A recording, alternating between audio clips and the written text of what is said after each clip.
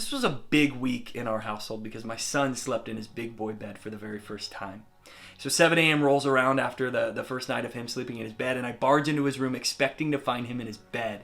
And I hear him crying, but I can't see him. It's the weirdest thing. So I pull off all the covers. I'm checking in the crack between the bed and the wall. And finally, I look underneath my son's bed. And there he is. He's crying underneath his bed. At some point in the night, he got out of his bed and decided to fall asleep under his bed. Now, it was such a shocking experience for me as a dad because what I expected to find was not what I found. And it scared me. Now, oftentimes when we come to Jesus, what we expect to find in Jesus is not what we actually find in him. We have all this conventional wisdom and these thoughts about life that we bring into our relationship with God, and we expect Jesus to live by our conventional wisdom, but he doesn't.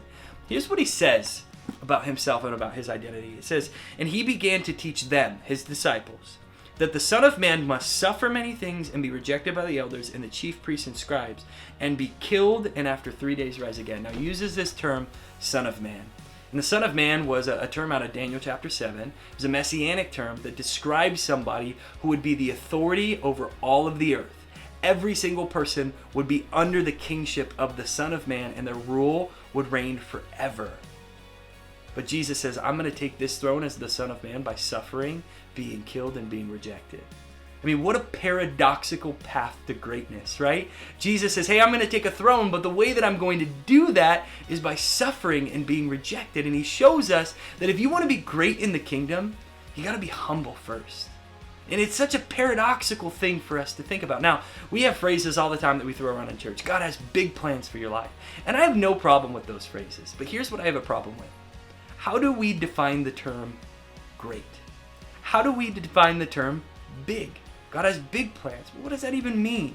Does it mean that everybody's going to be looking at you, proud of you, patting you on the back because you're so important? Or does that mean that you will serve God and you will be in a relationship with him and you will walk with him and people will be touched by your life?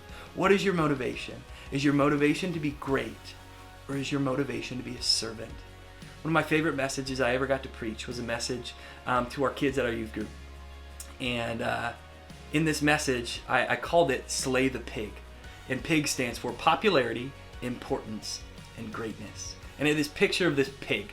And this pig had lipstick on it and looked super pretty because it had the lipstick and had makeup all over. But really, like when you put makeup on a pig, once you wipe that makeup off, you find that behind that it's just a pig, right? And I put up this picture up there, and I told them, I said, you want to be popular, you want to be important, you want to be great. But really, when you get those things and you wipe off the facade of popularity, importance, and greatness, what you find behind it is just a pig. It's unfulfilling, it's unsatisfying, it's ugly. And popularity, importance, and greatness, you think it will fulfill you, but it won't. The only thing that will fulfill you is when you step down, you humble yourself, and you become a servant of God, and you become a servant of people.